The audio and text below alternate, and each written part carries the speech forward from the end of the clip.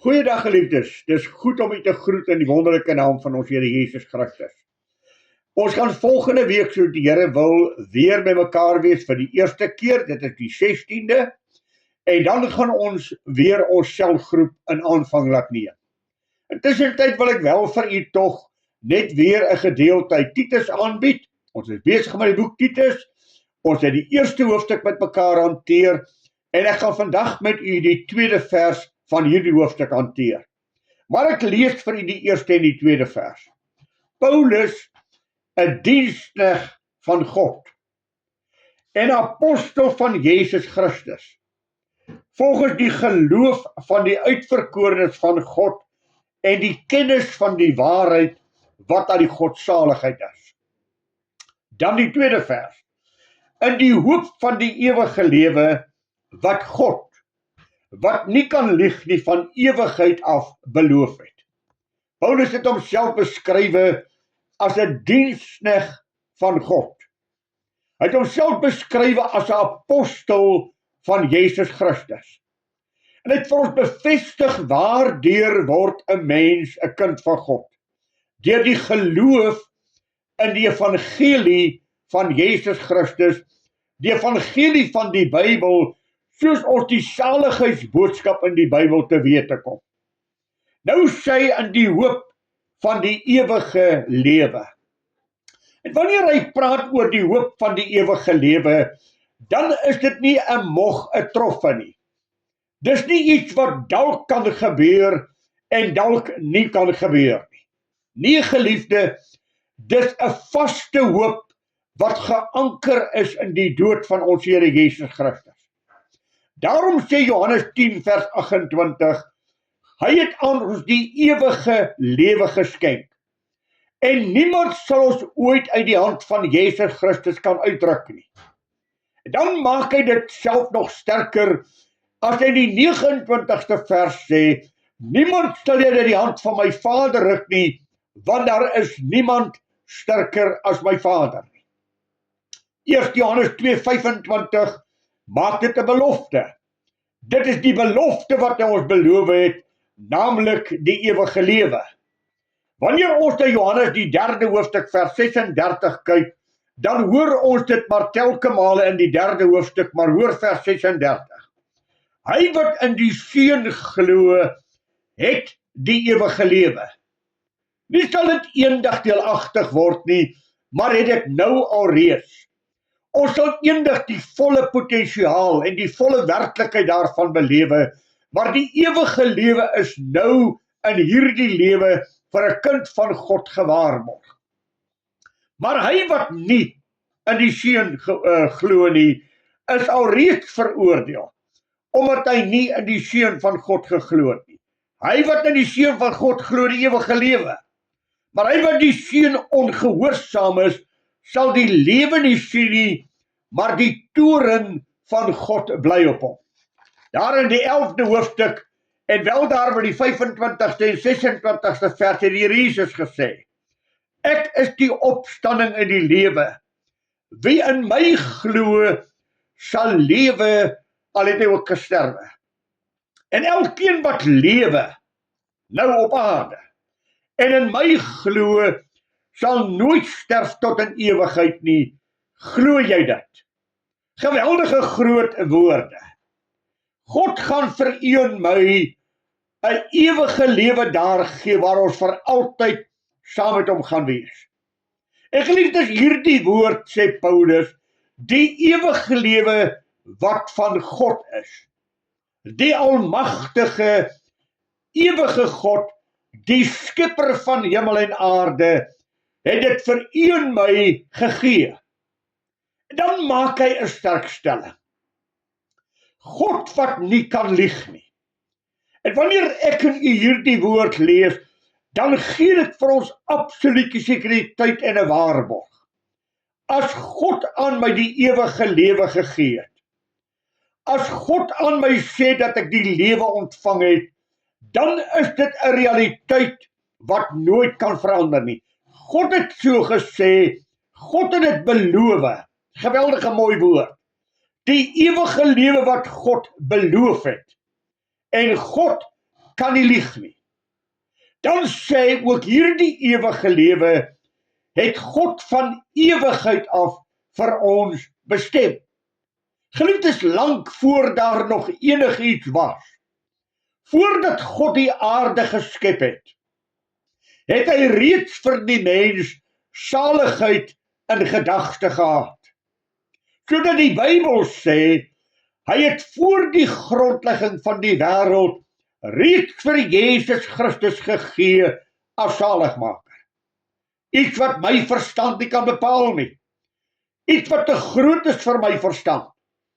As God dan geweet het dat die mens hom gaan teleurstel, as God dan geweet het dat die mens gaan sondig, waarom het God hoegenaamd die aarde geskape?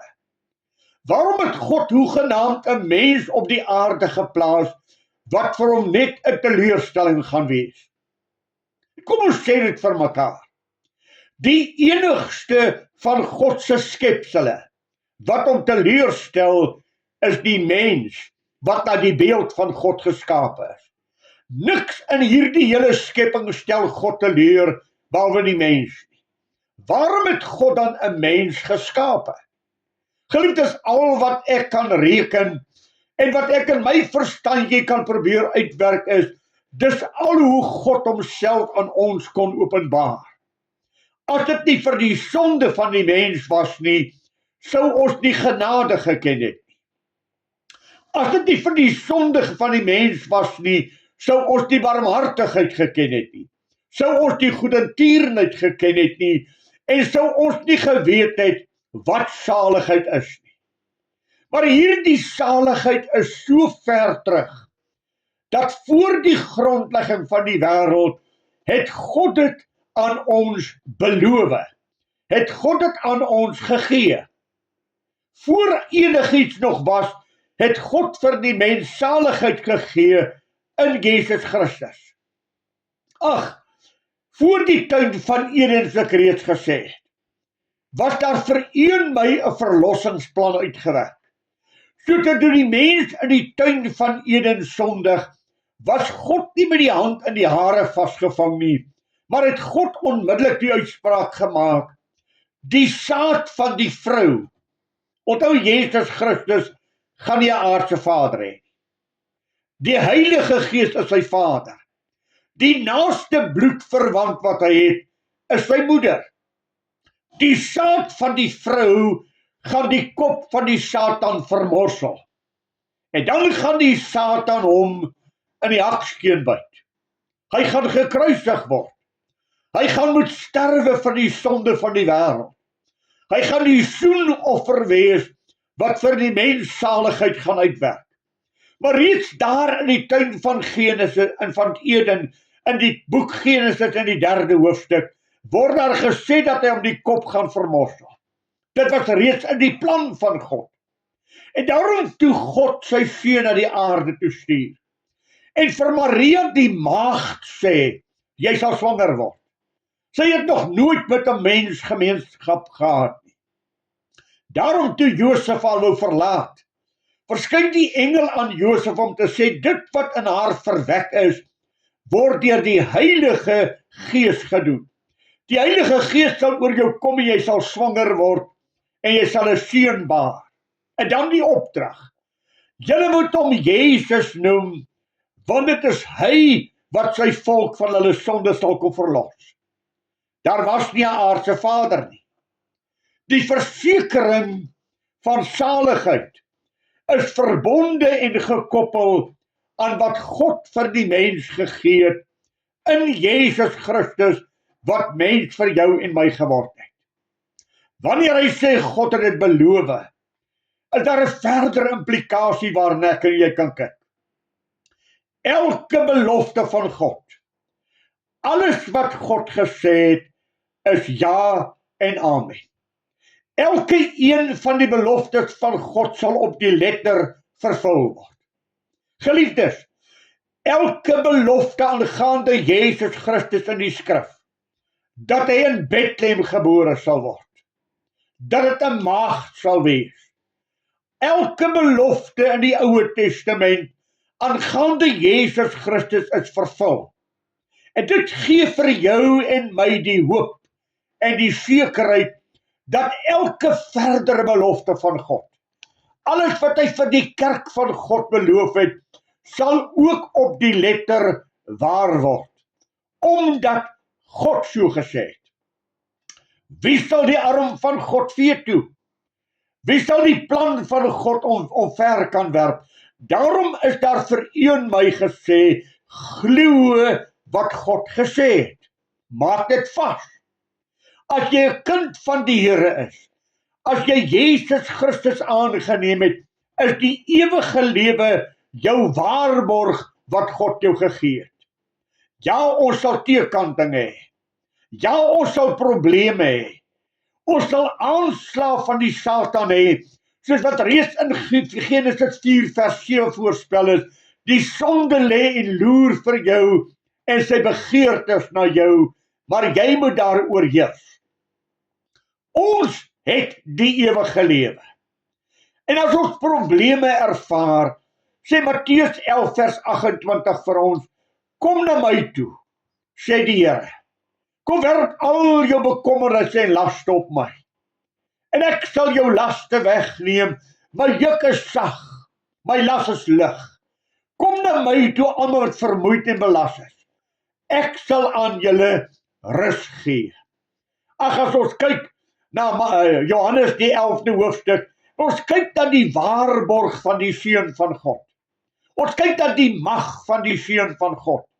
Ons kyk na die heerlikheid wat aan hierdie God gesetel is, dan sê aangaande Lazarus. Die mens sê, sy suster sê, Here, hy ruik al. Jesus sê, Lazarus, ek sê vir jou, kom uit. En Lazarus kom gebind met doek uit die graf uit. Hoe weet ek nie? Maar hy staan op, omdat God vir hom gesê het. Ek gee die lewe, maar ek gee ook die ewige lewe. Glo hom soos Moses hom geglo het. Glo hom soos Gideon hom geglo het. Al lyk dinge vir jou afgehandel.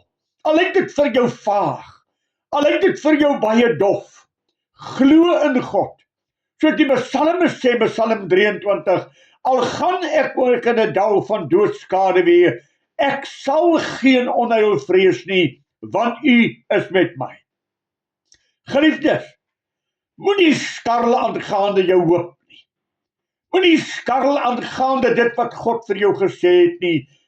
Glo God. Ag, die Bybel is so mooi.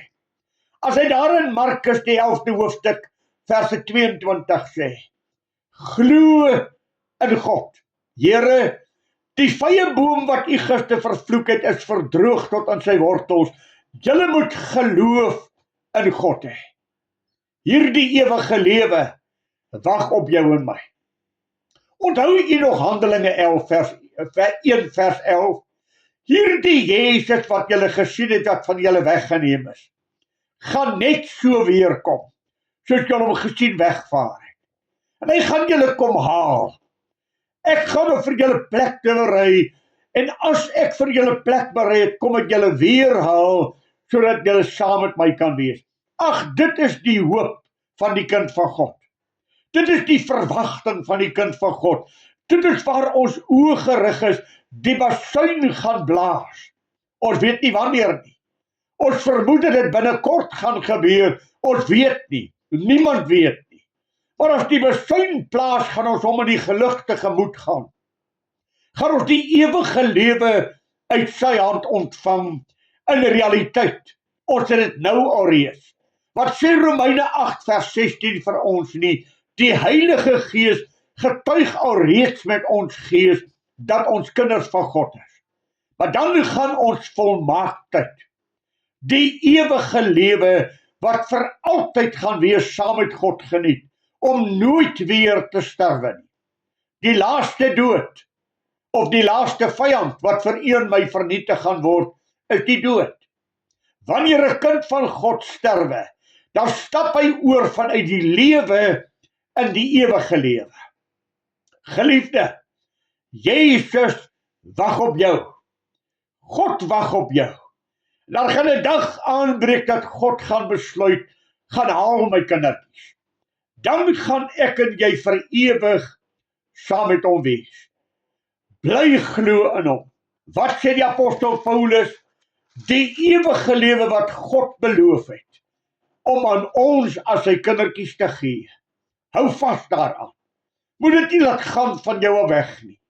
Ja, jy gaan swaar kry, maar jy is in die hand van die lewende God, en niks en niemand sal jou die hand van God uitruk nie. Paulus sê dit in Romeine 8 vers 1, 8 vers 31, as God dan met ons is, wie kan teen ons wees?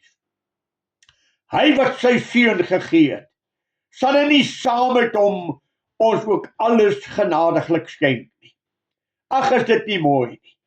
In die vaste hoop van die ewige lewe wat God beloof het vir sy kindertjies. Mag die Here vir jou en my bemoedig. Mag ons oë opgerig word om elke dag met verwagting te lewe. Miskien vandag kom hy my haal.